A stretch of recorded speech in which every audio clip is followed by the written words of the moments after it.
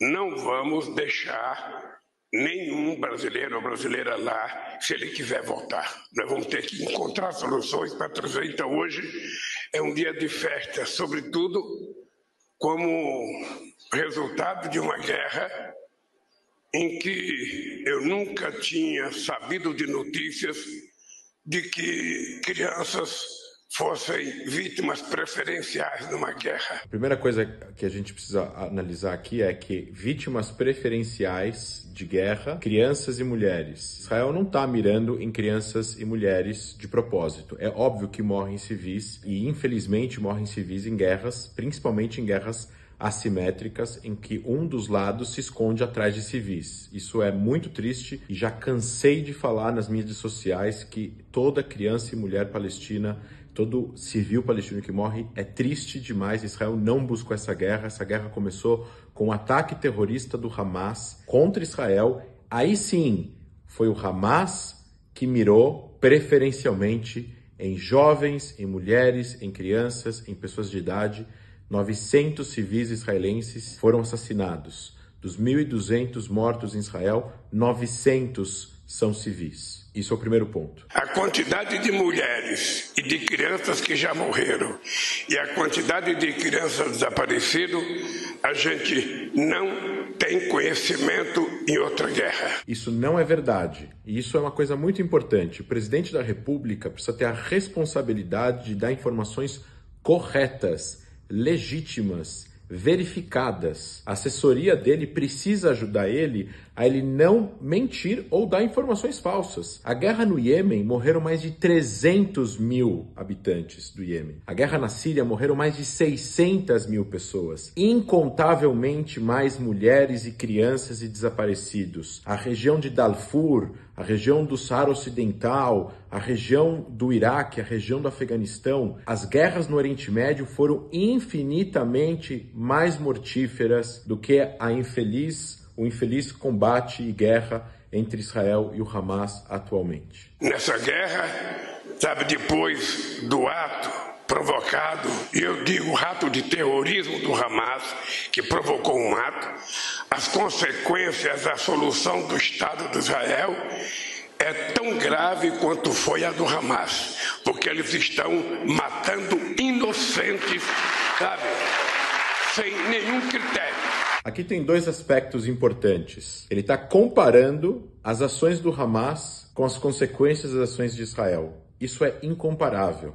Qualquer pessoa que junte 1 mais 1 igual a 2, qualquer pessoa que entenda minimamente de estratégia militar, de relações internacionais e do realismo, entende que qualquer democracia que fosse atacado, se o Brasil fosse atacado agora por um poder estrangeiro que está num território alheio, entrasse no Brasil, matasse 30 mil brasileiros, sequestrasse 7 mil pessoas, levassem 5 mil reféns, porque esse seria o número proporcional à população do tamanho do Brasil, eu duvido, e a maior parte das pessoas decentes duvidam, que o Brasil não ia reacionar, ir atrás dessas pessoas, ir atrás desses terroristas que fizeram essas ações, sequestraram, mataram, mutilaram, degolaram os seus cidadãos e foram embora do território nacional soberano do Brasil. Então não é verdade que as ações de Israel estão e podem ser igualadas às ações do Hamas e nem as consequências delas. Israel já mostrou, já provou, por inúmeras vezes e de diferentes formas, com vídeos, com áudios, com relatos, com testemunhos, com investigações, com interrogatórios de membros do Hamas que disseram o que eles foram fazer em Israel, qual era a missão deles, matar civis. E o segundo aspecto que ele fala aqui, que é importante, ele fala que não tem critério. Não é verdade. Israel está tentando seguir todas as regras internacionais de combate, fazendo muito além do que a lei internacional diz para ser feito num conflito armado, principalmente num conflito armado assimétrico, em que o outro lado não cumpre nenhuma resolução internacional, nenhuma convenção internacional. E aqui eu sou obrigado a citar a Convenção de Genebra de 1949 e a Convenção de Genebra de 1977, onde diz claramente o que pode e o que não pode fazer. E eu convido o presidente da República a ler o artigo 57 da Convenção de Genebra de 1977, que diz exatamente o que pode ser um alvo, o que não pode ser um alvo, qual é o efeito colateral que esse alvo pode causar, não pode causar, diante do problema de um grupo terrorista controlar à força uma região com 2 milhões de habitantes e usar esse território e essas pessoas como escudos humanos para atacar o território alheio, soberano de um outro país e matar os seus cidadãos. Não há nenhuma outra alternativa para o fim do Hamas na faixa de Gaza. Quem fala em cessar-fogo precisa vir junto com uma proposta de desarmamento do Hamas, de deshamasnificação da faixa de Gaza e do retorno de todos os reféns israelenses. Aí sim o cessar-fogo pode acontecer 1 hora depois. Sem nenhum critério.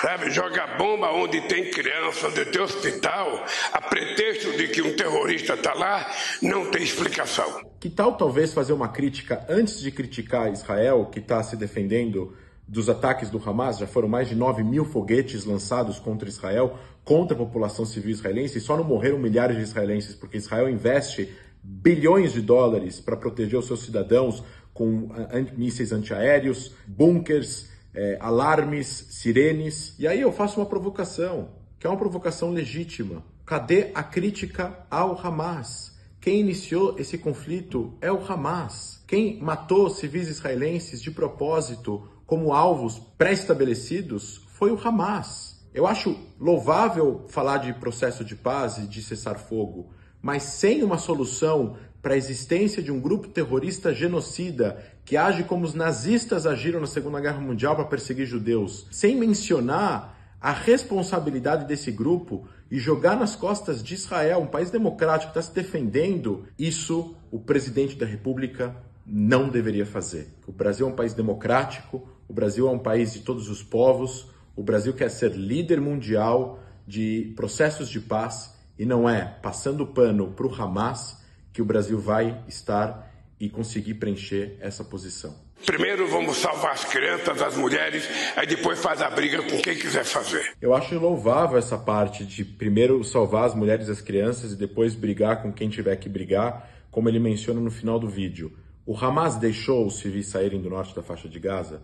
A gente tem relatos e vídeos que mostram que o Hamas está impedindo que o resto da população civil da faixa de Gaza, que está no norte da região, deixe para o sul da região. Israel teve que proteger os corredores humanitários com tanques para impedir que o Hamas atire morteiros e snipers, matem a população civil de Gaza que está tentando deixar a região. Tem postagens nas mídias sociais do Hamas pedindo para a população, até mesmo obrigando, ameaçando a população civil de Gaza para não deixarem o norte da faixa de Gaza. As pessoas precisam entender, isso inclui o presidente da República, de que o Hamas tem interesse que morram a maior quantidade possível de civis na faixa de Gaza, porque isso vai dar a sobrevivência do grupo, porque a pressão internacional será tal que Israel vai ter que chegar a um cessar-fogo aonde o Hamas continua existindo na faixa de Gaza. E se o Hamas continuar existindo na faixa de Gaza, isso é ruim para os palestinos, isso é ruim para um futuro Estado palestino, isso é ruim para a paz mundial, isso é ruim para a segurança internacional, isso é ruim para os israelenses e palestinos que querem tanto e precisam tanto viver em paz e segurança, cada qual no seu território. Obrigado a todos.